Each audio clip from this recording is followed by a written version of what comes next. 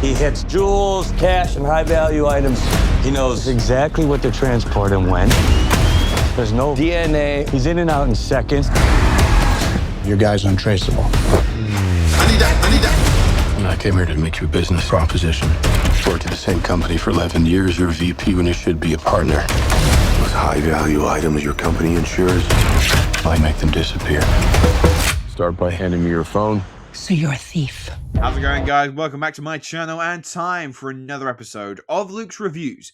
On today's video, we are off to the hazy LA streets and fancy jewelry stores for a sleek and stylish crime thriller packed with an all-star cast in Crime 101. A string of elaborate heists along the 101 LA highway has a disgruntled detective theorizing about a criminal mastermind who commits these meticulous robberies without leaving a trace and causing no violence in the process.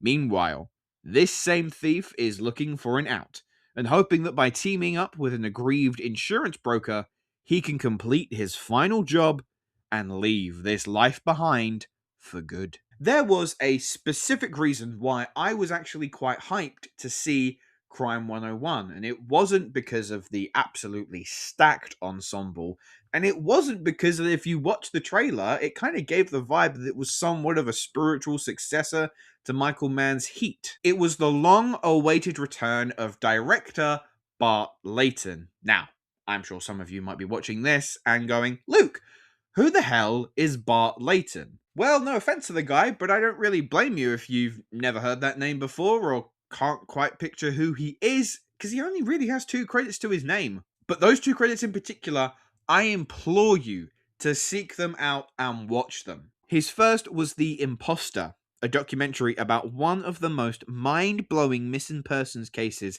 I have ever encountered. And his follow-up in 2016 was American Animals, a thrilling and exceptionally well-directed art heist caper. But he hasn't made another film since 2016, so will Crime 101 be worth this little hiatus? For the most part, yeah. And now I have seen some reviews claim that this is a modern day and this generation's Heat, and I think we need to pump the brakes on that because Heat is a crime thriller on steroids. There is not a single down moment in a nearly 2-hour, 50-minute film.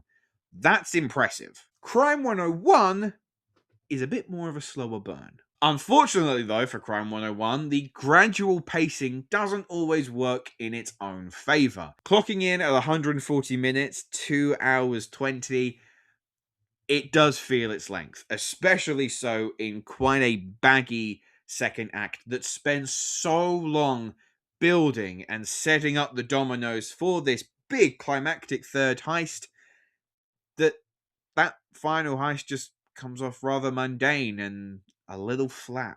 What did wow me though when watching the film was once again Bart Layton's direction. This guy knows how to shoot a brilliant looking movie. There are stunning wide canvas shots of the LA night skyline with a few camera tricks thrown in that I won't spoil.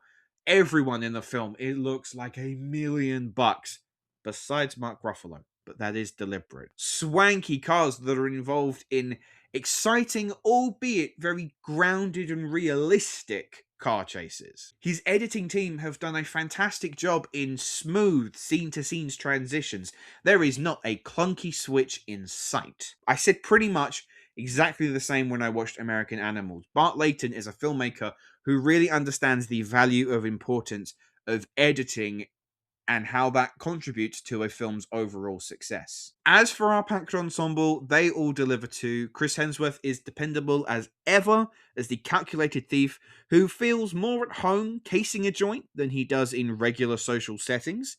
Hemsworth does well in the role, however his character was a little too closed off to truly invest in his journey. Given the lengthy runtime, I would have appreciated more of an explanation of the man behind the mystery rather than keeping the curtain up.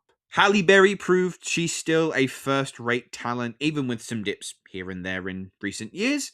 However, I had hoped that given the film did such a good job at fleshing out her motivations, her presence was sorely missed in the film's final act. Mark Ruffalo was my personal standout because he plays the well-worn role of the pissed-off, rugged, and never-believed detective that we have seen time and time again in heist films, but he showed how to land those greatest hits with just the right panache. And of course, we couldn't leave out the live wire that is Barry Keoghan, playing another crazed individual.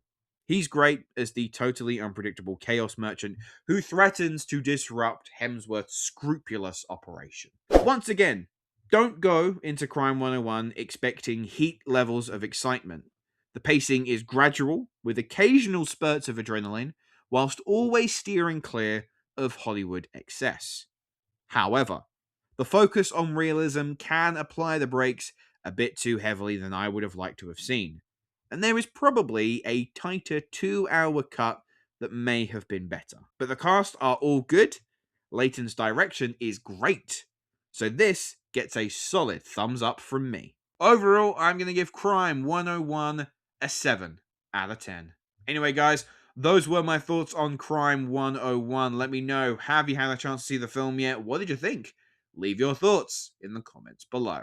And my question to you, similar as I stated with Bart Layton, who is a filmmaker that you absolutely love, but you honestly don't think enough people have either heard of or seen? But that is all the time we have for today, so thank you very much for watching. Make sure to like and subscribe, and I will see you in the next video. Hello, thank you so much for watching. I hope you enjoyed the video. If you have, make sure to click that like button, and if you aren't already, click that subscribe button too.